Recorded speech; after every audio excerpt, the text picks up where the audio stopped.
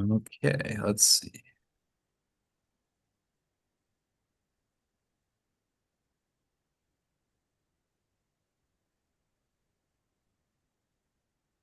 Just gonna give us a couple more minutes here.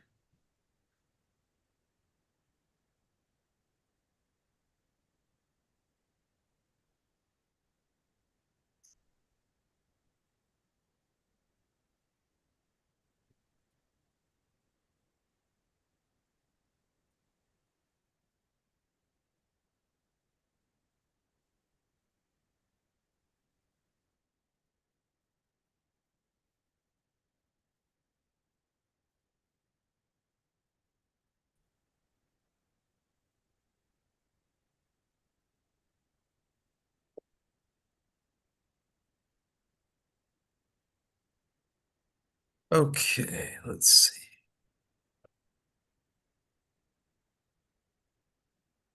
All right, I think I'm gonna go ahead and get us started here. And then for updates from folks that may not yet be on the call, who may or may not make it on the call, we'll deal with those as they arise. So I'll go ahead and call to order this meeting of the St. Louis Public Schools Legislative Committee for October 9th, 2025. If I could get a roll call and somebody take notes.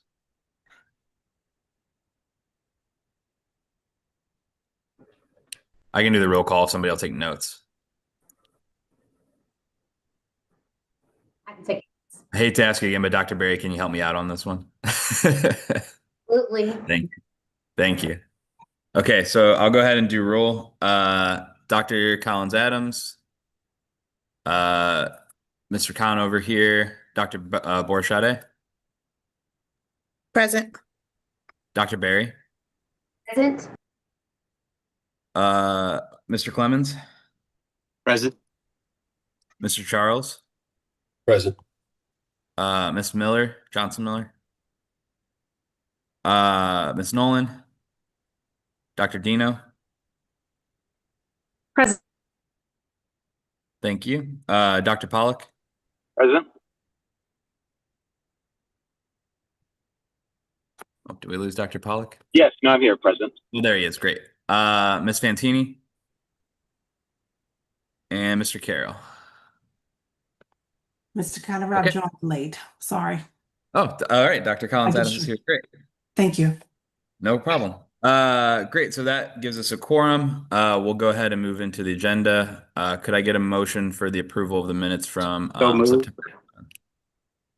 Who Move was for that motion? approval. Sorry. Thank you, Mr. Clements. Second. Thank you, Dr. Dino. Any discussion? Seeing none, go ahead and do a roll call vote. Dr. Collins Adams, Yes. Dr. Berry, Yes. Mr. Clemens, Aye. Mr. Charles, Aye. Mr. Conover, aye. Dr. Borshade, Yes. Dr. Dino, Yes. Dr. Pollock, Yes. motion approved. Okay, so we'll move into items for discussion. Legislative breakfast. Dr. Borshade, I'm not sure if you had an update here. I'm happy to try to say something as well, but There's the notion that the breakfast will take place on November 13th, during our regularly scheduled meeting. And Great. so we have the flyer ready to go, ready to share out. With that flyer, there's a QR code for an RSVP. Sounds great. I'm looking forward to it. Definitely got to get ahead of this legislative session with the folks in Jeff City, and I'm sure it'll go great. Do we need to do any approvals on anything there, Dr. Borshade? I think we looked over the flyer. That was good. Is there anything else that you need? Okay. I would just say that this is done ahead of time, and so we have enough time to share this information out. So I appreciate all of the work that went into getting this done ahead of time. Absolutely. Absolutely. Yes, very excited about it. As we know, it's going to be quite the legislative session in Jeff City, I'm sure, as it is every year. We're ready to tackle it even in advance of the session. So that's exciting. Yes, thank you. Any other thoughts on the legislative breakfast? So now I will share it out. After this meeting, we'll post it and share it out so that everyone is aware. That sounds great.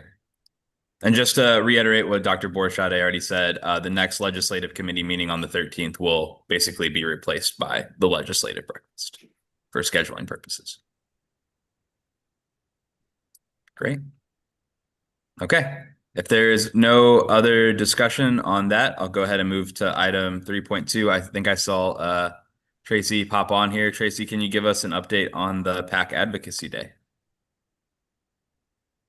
Yeah, so we are in the process of planning. We have set a date, and that is going to be February 24th.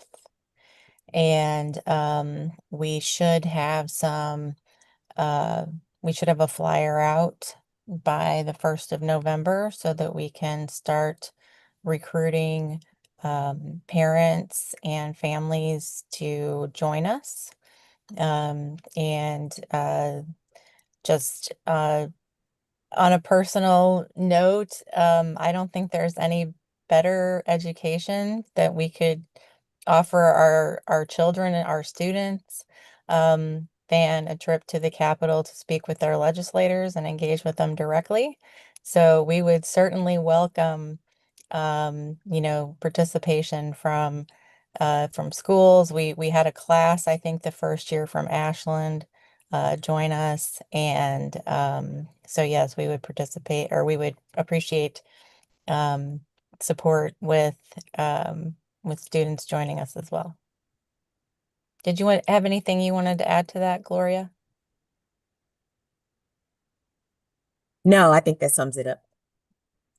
Hi, Miss Nolan. I didn't see you pop on there. Thanks. I missed that. And Miss Johnson, I see you now as well. All right, great. I'm sorry to We do interrupt. have I some have a questions. question.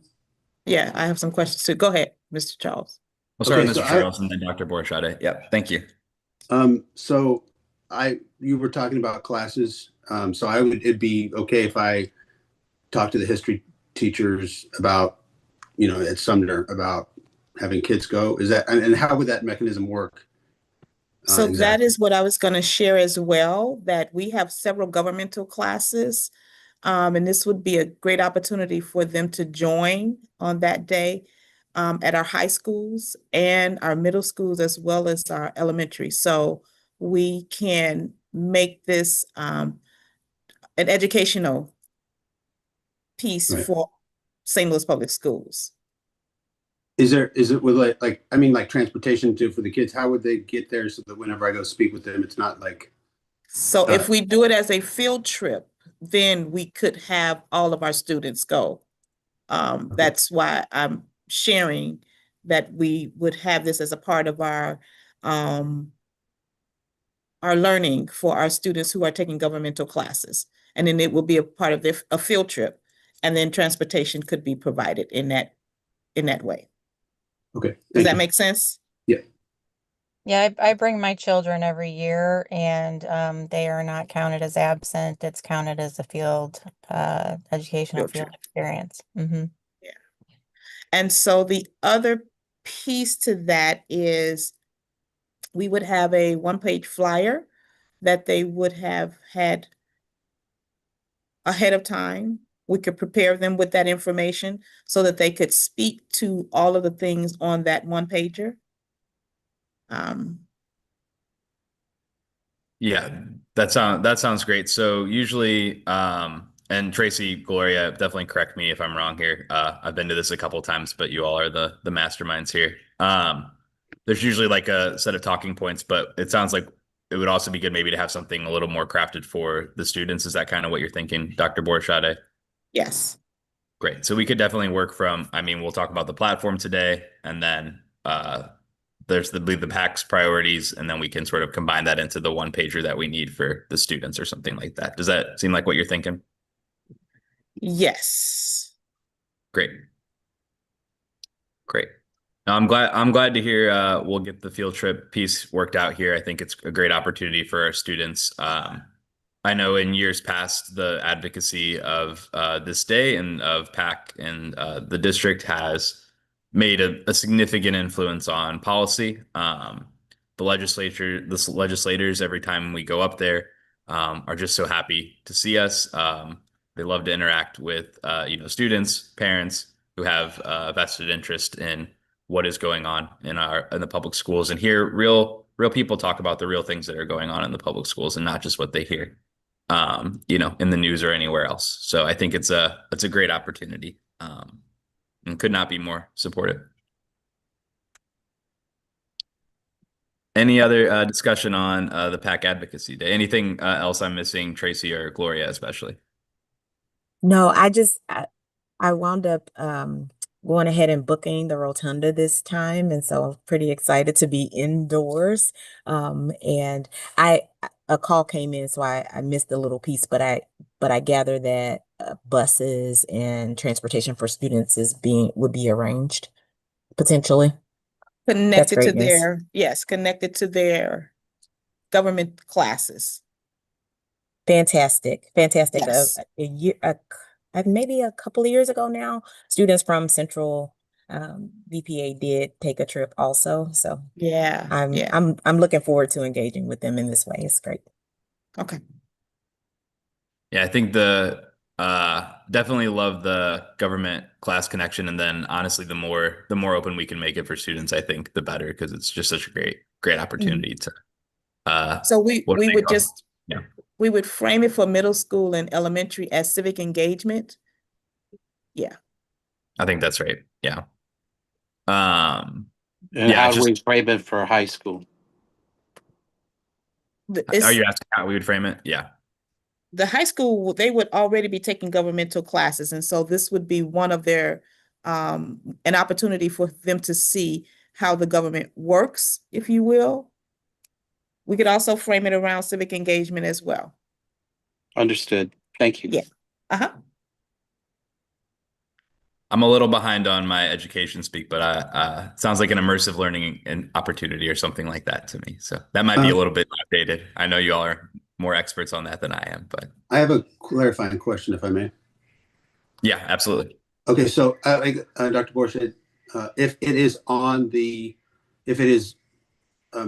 high school level, if it's centered around just the government classes, would that mean that only the kids in those government classes would be able to go?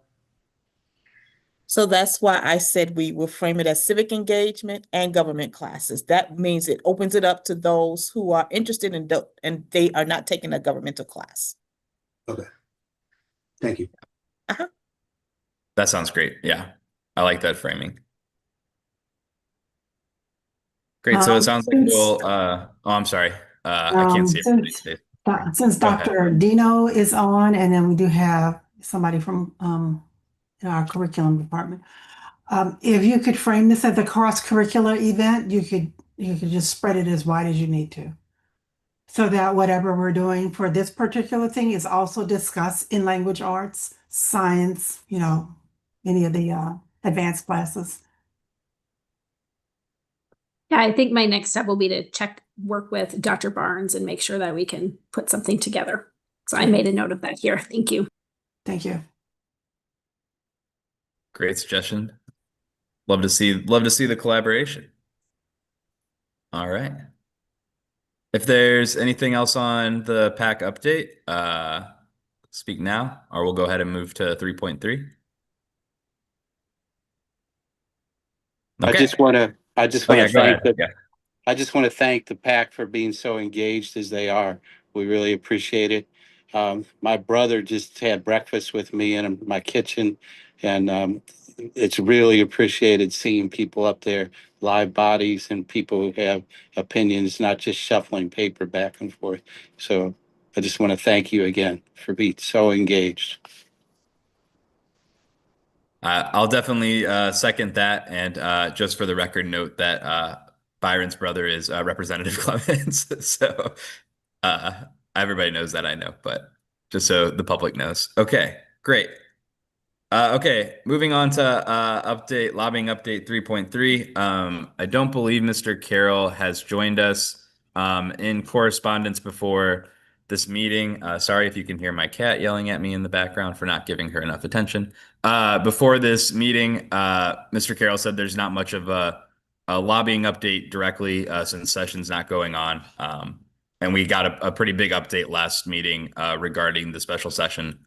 I think it was special sessions.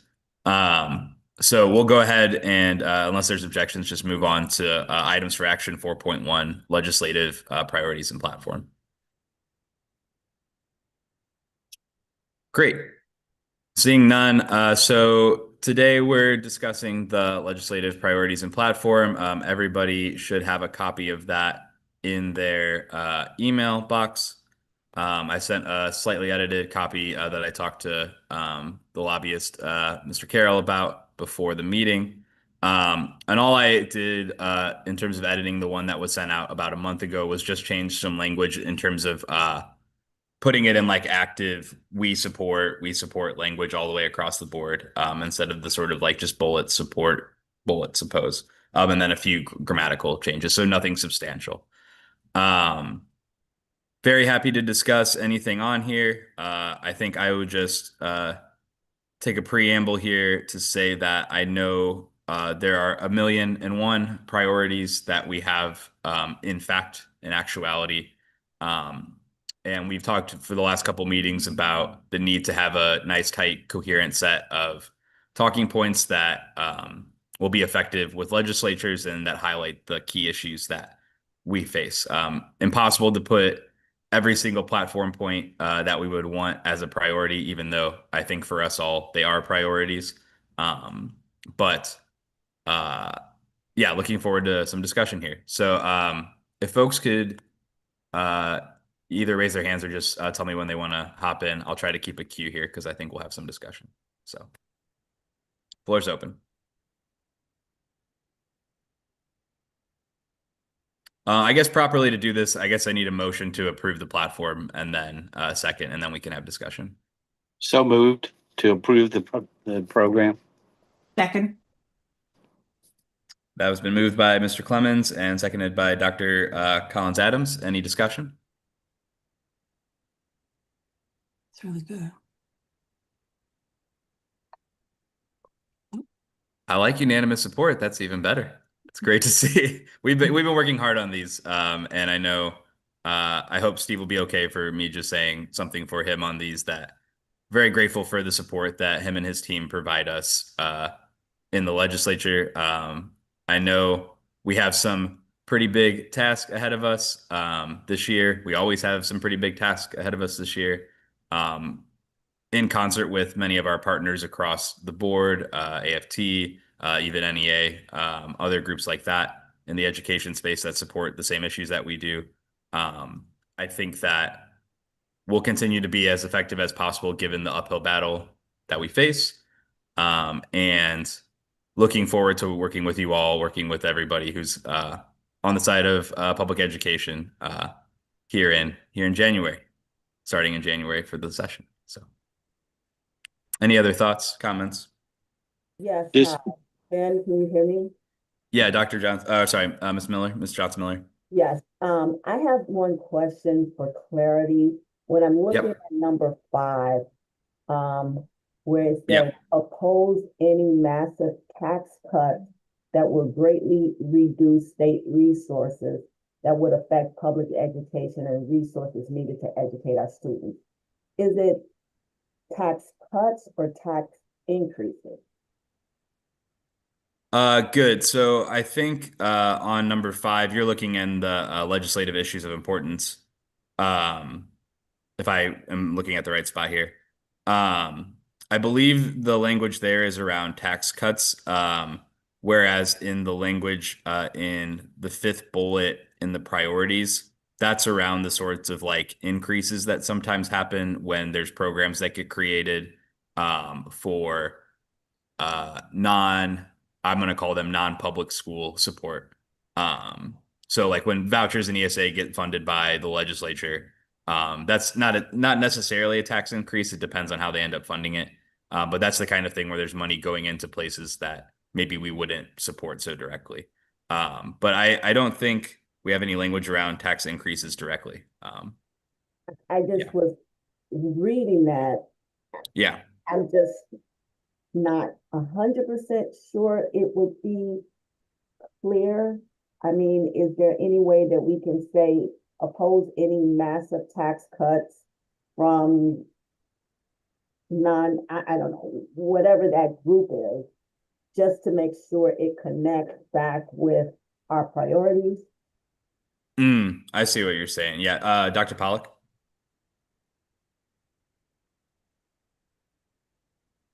Oh, sorry, Doctor. Yes, sorry. Sorry, I was going to go to a different topic. I don't know if you want to finish. Well, Yeah. I'd like to be on this topic, please.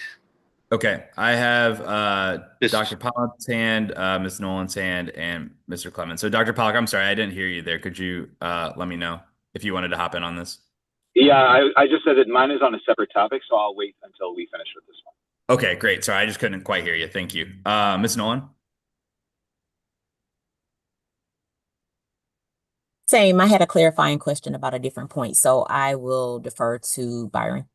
All right, Mr. sounds I great. just want to Clemens. say the last couple of years, there's been legislation to do away with property tax or change property tax, and that's the vehicle we pay for our schools with. And it hasn't gone anywhere yet, but we have some danger signals. And the flip side is they did increase taxes for the, as you said, the ESA, that for the first time, instead of it just being donations from billionaires and they get a tax credit, now they're getting direct tax funding, which takes it out of the pot that funds our schools. But I just wanted to clarify to the best of my knowledge, and I'm not an expert on anything. Thank you. I think that was helpful for me. Sorry, Ms. Johnson, does that help with kind of go in line with what you're saying about connecting up the fifth priority and the fifth point in legislative issues? Yes, it does. Thank you. Great. I'll go back to Dr. Pollock and then Ms. Nolan on separate issues. Absolutely. Thank you. So first off, I just want to say thank you to everyone who's involved in drafting this. I know how much work goes into it. And specifically on the fourth bullet under key legislative priorities, we've talked for many years about the need for a weighted factor for students with high mobility or classified as homeless. And I'm super excited that that's in there. And I think the more we can do to highlight that in our conversations, I think that's a talking point that goes across the whole state, right? And has a very logical need to it. So I just want to say that's really exciting. And then the question I had was under local control issues, number 4. So strongly oppose statewide open enrollment. However, if such were to occur, allow for school boards to vote to opt out of such a mandate if the district has been subject to a court-ordered desegregation order. So I guess my question is, are we still currently under the desegregation order, or is that because with the end or the pending end, the conclusion of the DSEG agreement, I wouldn't want us to sunshine out of the ability to opt out of statewide enrollment. No, the DSEG order ended. There's still elements of it in place. Right, those that are grandfathered into it, but the active portion of it, I can pull up the information and send it out to Mr. Conover so you can send it to everyone. I guess I would think maybe we could clarify the language to say those districts who have previously been under a desegregation order or something like that to clarify. Oh, I see. Yeah. Sorry, I'm having a little trouble hearing you, Dr. Pollock, but I think what you're saying is to amend, tell me if this is right, to make an amendment to the fourth bullet point at the end, instead of saying if, to include like folks, if we were previously under the DSEG order. Is that right? That's exactly right. Yes. Okay. I would suggest currently or previously. Yeah, Currently or previously. I would do. Okay. Thank you. Because it covers the parts that are still extant. Right, there's some lingering parts of, yeah, thank you, Dr. Pollock. Great. That's very helpful. Ms. Nolan? I just the the bullet point talking about diverting taxpayer dollars and then mentioning the ESA vouchers. So as Mr. Clemens mentioned, that I think it's 50 million that's on the table for that. And I just wondered if we could amend that or add something in to say to open up transparency around that. Because if the dollars are already going to be flowing, I think that there needs to be some type of mechanism for us to understand, more about how those funds are being spent since they're already being allocated. Does that make sense? It does.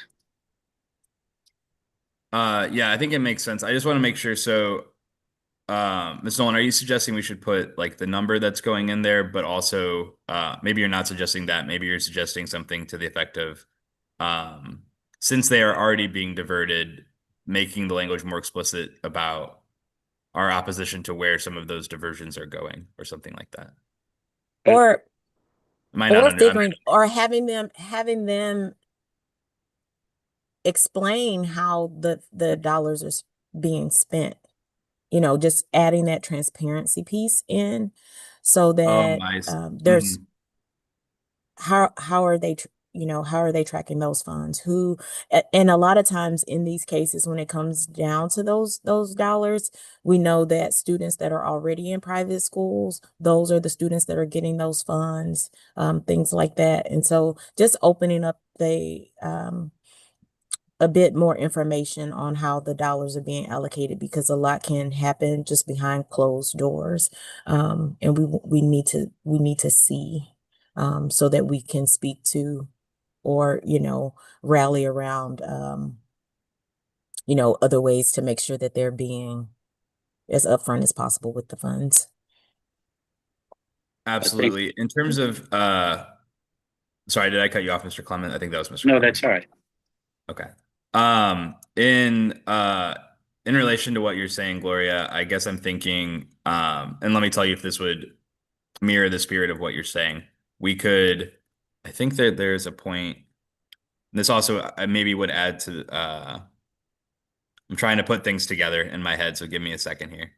So I would say supportive of maybe adding some language, maybe not in that bullet point, but into the platform points below about there being information provided about where the money is going, like you're saying, in terms of these ESAs, in terms of vouchers, in with the state money. Is that kind of the thing that would make sense to put it like as part of the platform? So the priority like stays like what it is, but then we add it into the platform. Mr. Clemens, I think you have a point here.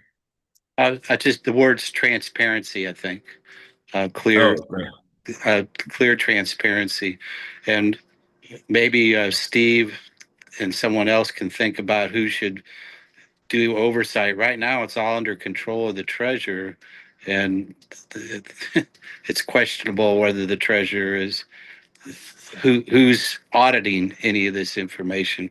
Maybe it should be DESE. Maybe there should be another entity that looks at it, but right now there isn't.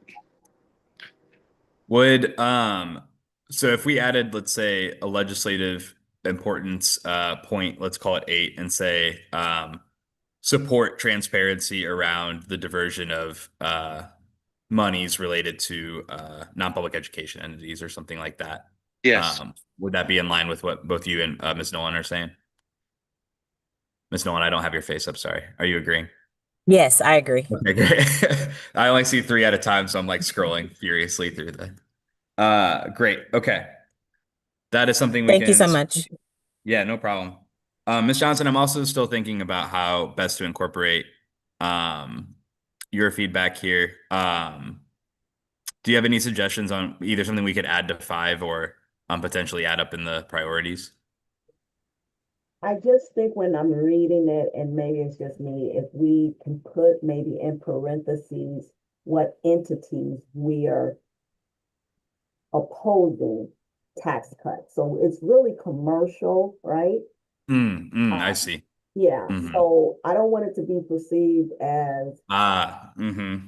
our taxpayers, right? we're talking commercial industries, and just be specific with that.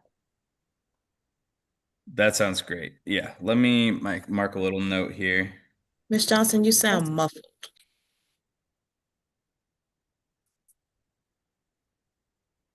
Can you hear me Yes. now? It sounds the same way.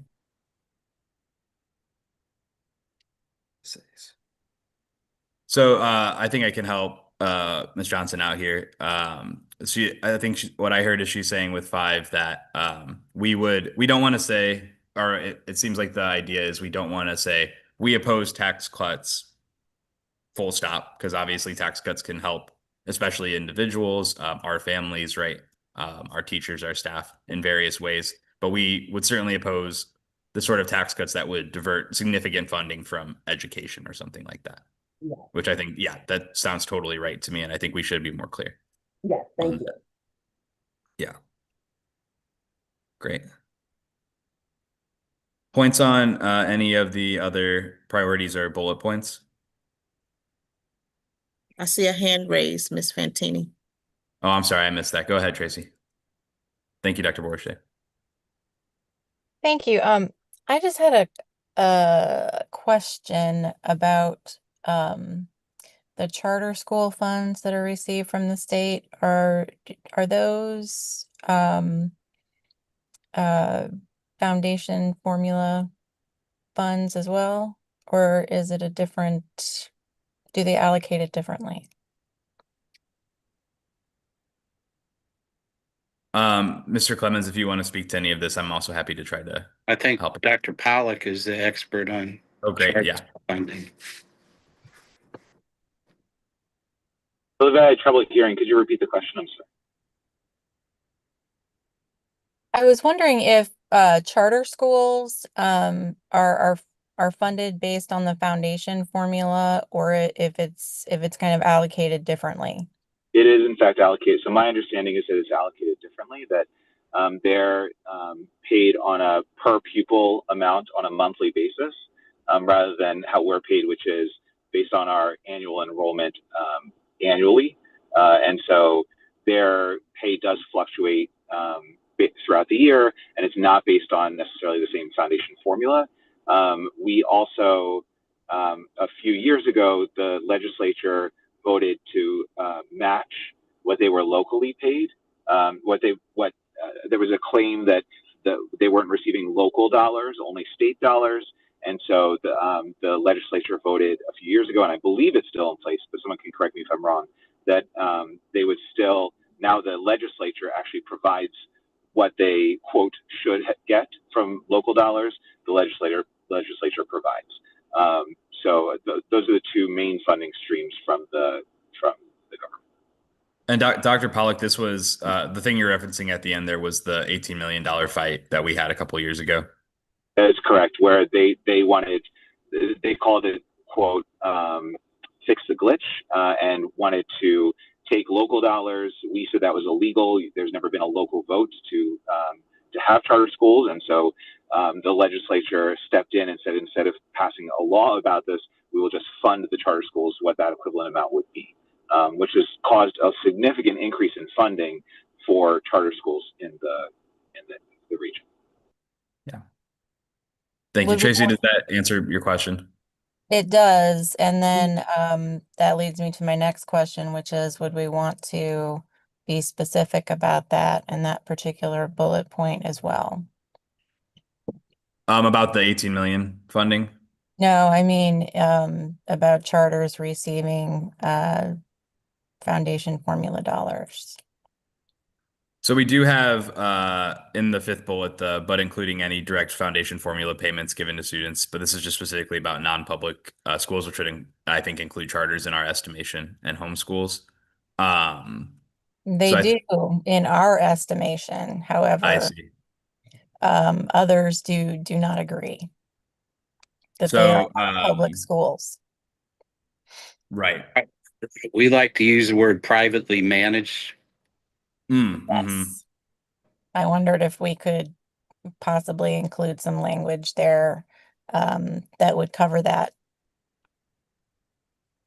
Yeah, I'll put that in as like a maybe change non-public to what Byron says about privately managed, or maybe just directly charter or something like that into bullet 5.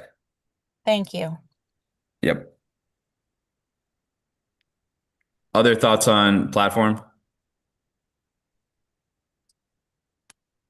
I just want to thank you for including uh, the point about, protecting our children from gun violence and supporting common sense gun measures. I was reminded just yesterday as we approach the anniversary of the CVPA and collegiate shooting that this was entirely preventable. Because the family of the individual knew that he was not stable and had weapons, and the police were called, and they did not take those weapons because they had no legal grounds to do so. So thank you. Of course. And they still don't. Yeah, I should add, they still don't. And that's why we want this in there. absolutely. So I believe it was Dr. Collins Adams who made the motion. If she would be friendly to it, I would like to make an amended motion to approve the platform with the revisions as discussed in this meeting. So that includes some language changes around legislative issues of importance 4 and 5, adding a priority 8 around the transparencies of ESA funds, and slight language clarifications on point 5 in terms of non-public schools. So just to state that amendment clearly, it would be to approve the platform with minor changes in the spirit of the points as is by the lobbyist, by Mr. Carroll. I believe it was Mr. Clemens that made that motion, but yes, go ahead, right? Yeah, I'll state it clearly because I know Dr. Berry has to take notes here and I was not very clear. So I'll make a motion to amend the current motion, which is to approve the platform, and the amendment states that to approve the platform with minor revisions to bullet points 5, legislative issues of importance 4 and 5, and one additional legislative issue of importance, number 8. I made the motion, and I'm willing to take the friendly amendment, but I would also suggest, within the spirit of what we're talking about, we should really look at lowering the mandatory age of attendance. Right now, kindergarten is optional in the state of Missouri, and I think this might be a popular position to take. I know we took a position, we're in favor of pre-K and funding for it, and that's what we're talking about, but we suggested before. I just want to consider that. I believe that was added it's the last issue on local control issues. Is that what you're looking for? Yes, it was added. I just wanted to make sure we're still on the same page with that, but I accept the friendly amendment. I appreciate that. Yeah, no, I think we are on the same page with that. And I believe, if I recall correctly, Mr. Carroll added that after one of our previous meetings where we discussed the platform. So we should be good on that. But I will need, maybe that's Byron seconding the amendment. Is that correct, Byron? I made the motion, Dr. Collins Adams seconded it. And so, right, so now I'm making a motion to amend, and I need a second. And I think, I'm accepting the friendly amendment to my original motion. Oh, great. Perfect. And if Dr. Collins Adams does, we're good. We're good. Second, third, whatever. Great. So now we would be voting on I don't think we have to take a vote on the amendment since it was accepted. So we should just have to take a vote on the motion as amended. Great. Okay, so before we do that, since we have a few minutes here, is there anything else anybody wanted to say about the platform or any thoughts? I have something to share, but not regarding this. Okay. So just to be clear, I made an amendment to the platform to make basically minor changes to a few important, I shouldn't say minor, important but minor in the grand scheme of things, changes to these a few bullet points. And now we're looking to approve the platform subject to those changes. Great. Is everybody clear on that? Dr. Berry, did I confuse you too much with my crazy language? No, I think I do have it. And you want to make a motion to amend the current motion with minor revisions to bullet point 5 under legislative issues 4 and 5 and one legislative issue of importance number 8. Exactly. Yep. And then the amendment was accepted by the original motion maker, so we should be good with. I don't believe we'll have to vote on the amendment in that case. So we're just voting now on the motion as amended. Great. All right, I'm going to go ahead and take roll. So we're voting now. Dr. Berry? Yes. That was a yes, I believe. Mr. Clemens? Aye.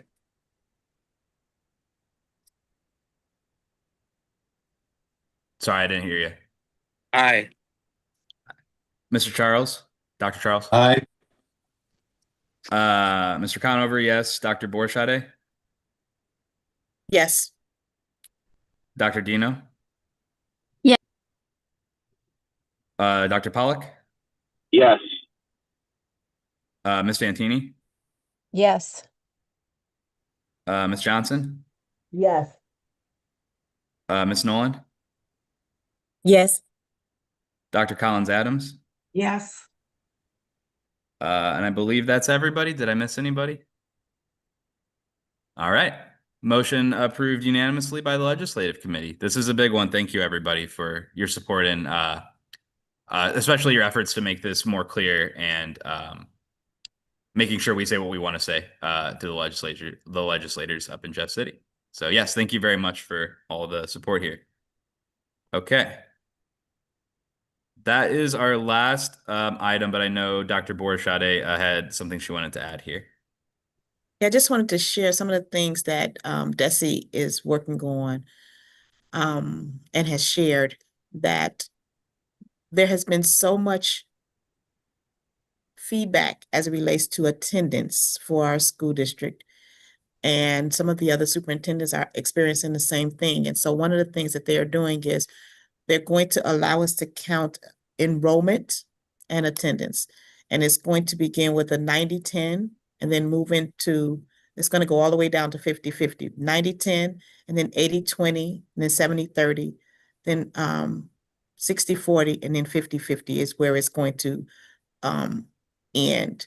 But I just wanted to share that there's going to be consideration for our enrollment. As the other thing is we get to now count attendance for students who have been suspended, which is going to help us with our attendance as it relates to funding. So I just wanted to share that information. Would you be open if there's any questions to answering a couple questions? I don't know if there will be, but yeah. Great. Any questions on that from anybody? The 90-10 numbers, the percentages, are those by year going forward? Going forward, yes. Okay, thank you. You're welcome. Excellent. I just had a clarifying question about the suspension piece. So currently, if students are suspended, they are counted as absent, or is DESE now saying that if a student is suspended, they will be counted as present? Their attendance will still count.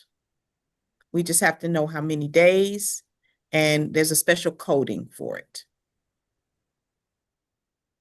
Thank you. You're welcome.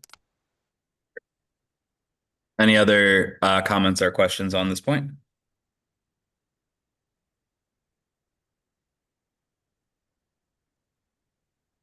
Thank you for that update, Dr. Borshade. It's definitely helpful for us to know as this committee when dealing with both DESE and the legislature to make sure we know where things stand when we approach the key legislative issues that we have. So thanks so much. You're welcome. Mr. Conover? Yes. Just one more question about Sure. local legislative issues with the Board of Aldermen. Is that something we will approach at some point?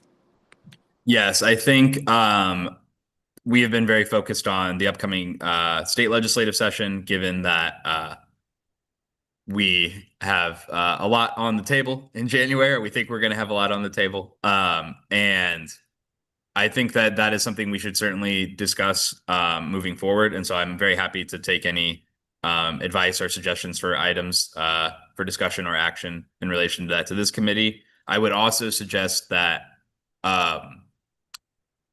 there's a broad range of issues that the Board of Aldermen certainly play in relation to the district. But one where I think we should definitely try to partner with another committee on that is with the real estate committee in relation to any tax dollars being diverted in terms of property taxes, in terms of tax incentives. So That's what I was getting at. Thank you. perfect. Yeah, great. Okay, we're on the same page. Yeah, that's that. I will relay that interest in tackling those issues to Chairman Hikes as well, and we'll come up with some sort of plan about how we want to address those. Does that sound good? Thank you. Absolutely. Would it also be helpful to have our LRA? committee? Yes. Yes, yeah. That sounds great.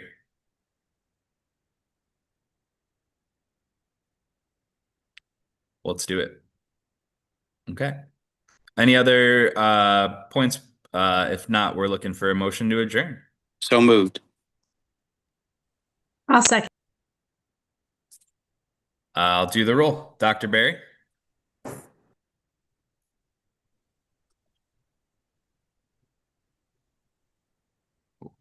Dr. Barry, Yes. You can't hear oh, me? that's right. You're all good. Yep. App, I got you. Mr. Clemens, Aye. Dr. Charles, Aye. Mr. Conover, aye. Dr. Borshade, Yes. Dr. Dino,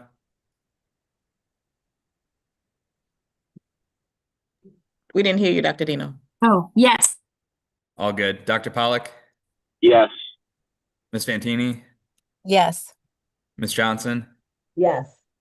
Ms. Nolan, Yes. Dr. Collins, Adams. Yes. All right, we are adjourned. Thank you everybody for your time this morning, and I'm glad we've made some important progress here, and this will be brought to the board for full approval. So